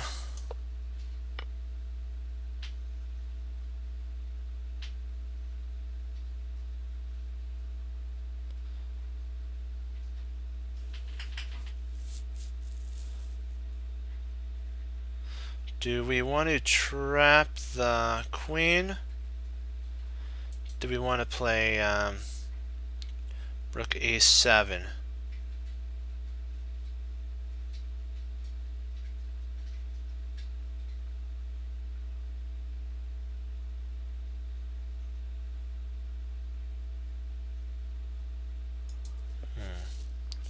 See, we have two moves that we have to look at.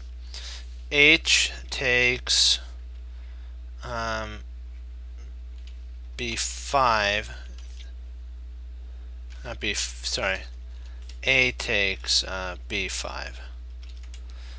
So, but then with queen would take b5, and then she'd get out, and she would have accomplished a piece for two, one piece for two pawns. So otherwise, we can play rook to a7. Bishop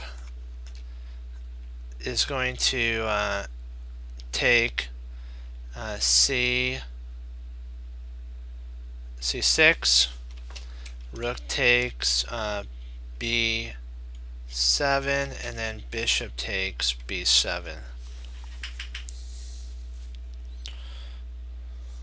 So it's between a takes b5 or rook a7.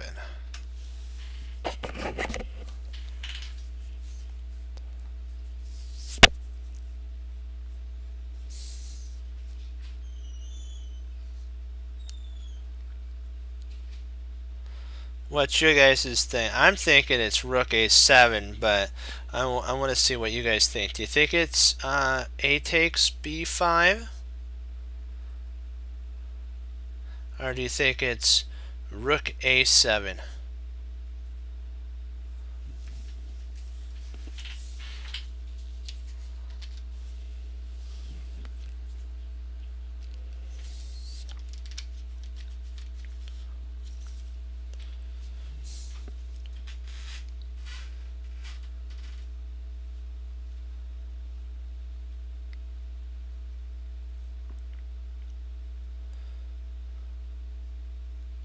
I agree. We're gonna go with that. Oh, wow.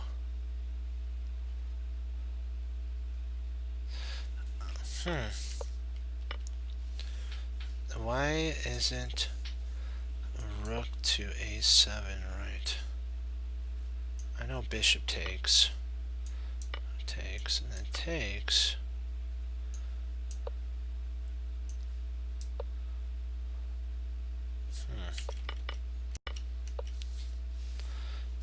But taking pawn takes,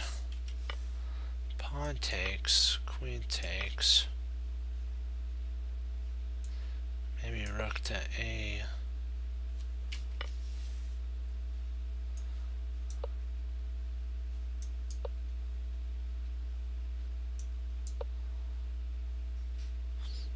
We'll do one more. I beg to differ on that one. I like queen takes. I mean rook a7.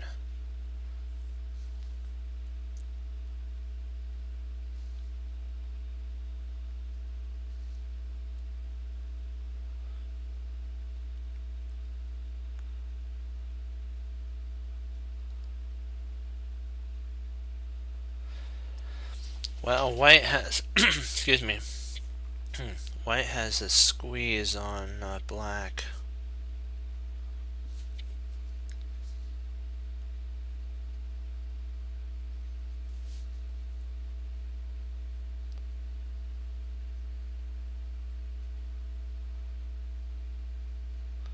Well, my teacher told me that it's better to play longer games so that you can improve.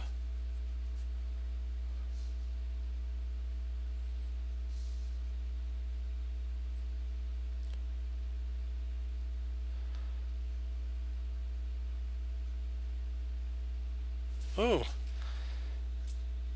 Bishop takes. Bishop takes. G4.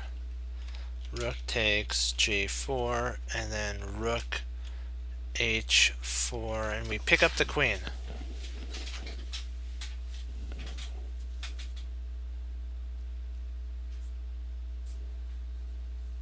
Or we at least pick up an exchange, because the rook would have to come down.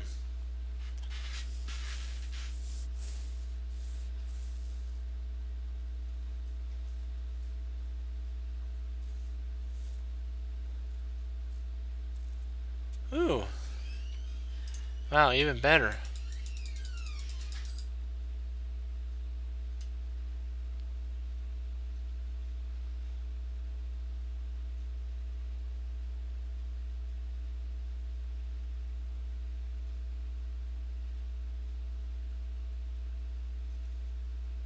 Huh. Still a little concerned about if we play here that he can play there. Oh, no, no, no. We just grab that. We grab it. And in that line, we actually hold.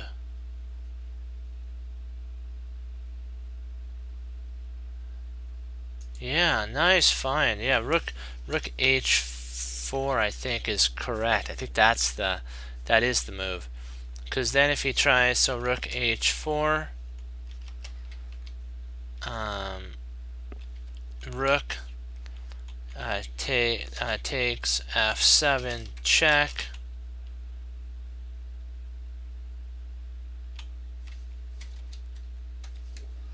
Check. Queen takes f7, and the queen is going to have to play queen takes f7.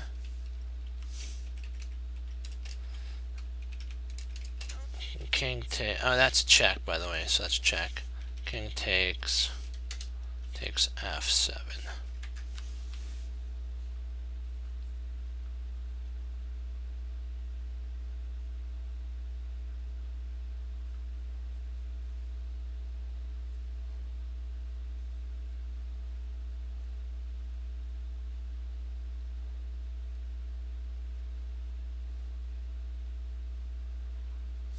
So what do you think about that?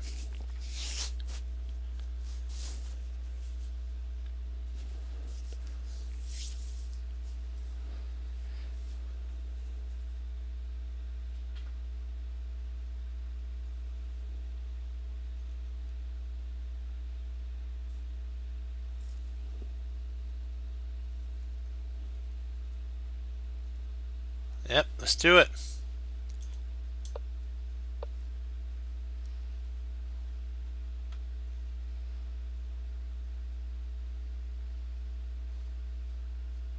Wow. Yeah, she retreated out.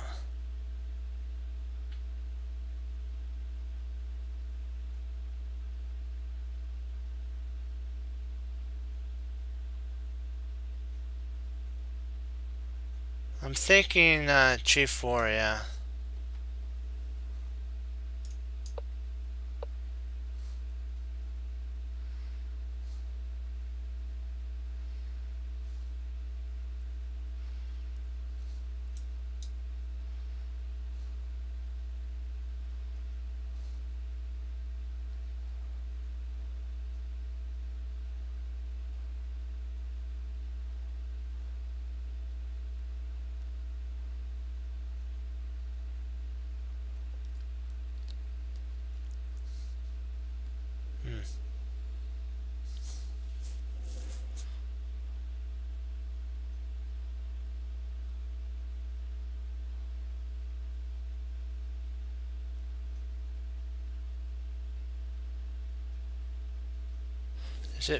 Are we sure it's bishop takes? Are we sure it's bishop check though?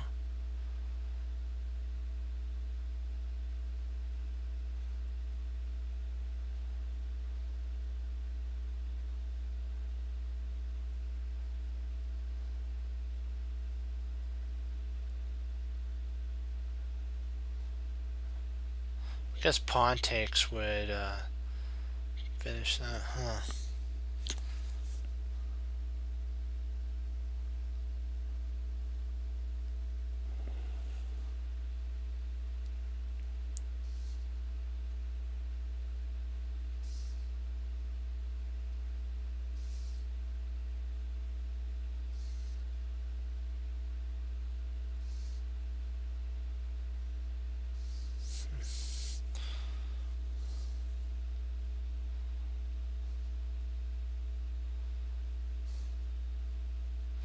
What if he just comes up here though?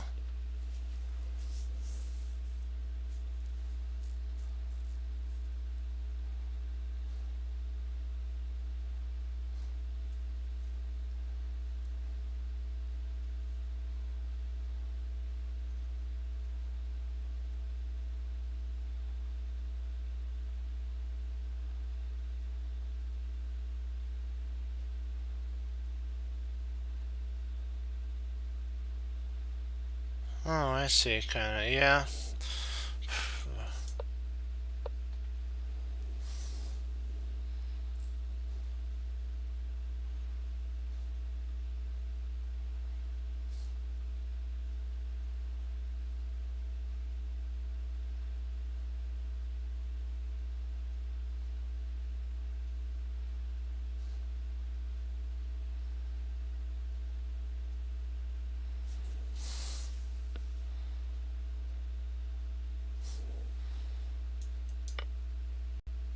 Okay, we'll call it here. We'll log off here. Do you have any other questions on this puzzle here?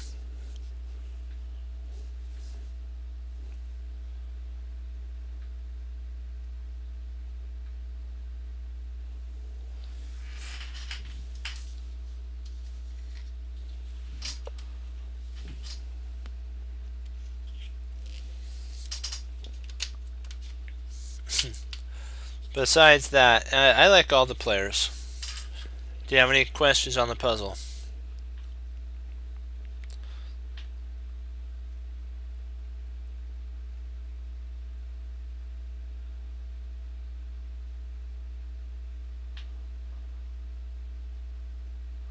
Any questions on it? Okay.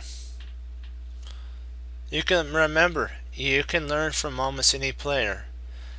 Just remember to break it down and learn. Okay. Thank you guys for logging on and spending your time with on Chess Cruncher learning. And remember, there are no limits. We're our own limit, basically suppressor. There are plateaus. There's times when you keep push. You think, is it ever gonna end? It feels like the Sahara Desert. You keep walking and walking and walking. But remember, it's worth it to walk till you get to the next plateau. Then you could go beyond where you are. And it's infinite. Our mind is wonderfully made by the Lord. So we have to keep that in mind. That we need to use it for Him and to also help the chess community as well. You need to know. Knowing is not enough. Because you can know a lot of information, but unless you apply it or do a podcast or something, it's just, well, it's wasted knowledge. You know what I mean? Because you don't have it for others to learn from. Willing is not enough. You must do. You can be willing to put out a podcast, to write a book, to do something to help the chess community and others. But unless you actually start and do it, then it's again a waste of a talent that the Lord's given you. But remember that a loss is an opportunity to learn. Don't ever think of a mistake as something that's bad. Only think of it as a way to learn. But remember, you have to be smart about stuff. You don't want to willingly make a mistake, though. That's foolish, okay? Don't just say, "See, I made a mistake," and then you say, "See, Chess Cruncher told me." No, that's not what I mean. When you make a mistake on the board, even though you did your best, that's when you learn from it. Don't just intentionally make a mistake. And remember, keep pushing forward, like Hannibal Smith said. We have to be the ones to push the situation. We have to be the leader in that. And we have to know what the end result will be in the board game of chess. The reality of chess. And just like Meet the Robinsons, we keep moving forward. Don't stop. And also, please, would you say a prayer for our have some thoughts on the East Coast is getting hit with a humongous amount of rain. That the families are safe. That that it's not too much destruction, because those storms can really do a lot of damage. So just pray that everybody's safe. things can be replaced. It's easy for me to say, but I mean, a life cannot be replaced. Family's what matters. So I appreciate if you guys would pray about that. And I will leave you with this thought, that we are the ones that have to hang up our coat, hang up our hat, and sit down and do what we just said, that Bruce Lee said in those two statements. We have to take our knowledge and apply it. We have to be willing, we have to do it. There are no limits, there are plateaus, you have to go beyond them. And when you do that, the sky's the limits, my friends. Okay, I'll leave you with that thought. As Wesley So says, serve the Lord Jesus, and as I say, God bless. And I'll see you guys next time on Chess Cruncher TV. Have a blessed morning, afternoon, evening, guys, and be safe, study hard, and keep pushing forward. Go Team Chess Cruncher. God bless you guys. Bye-bye. Be blessed.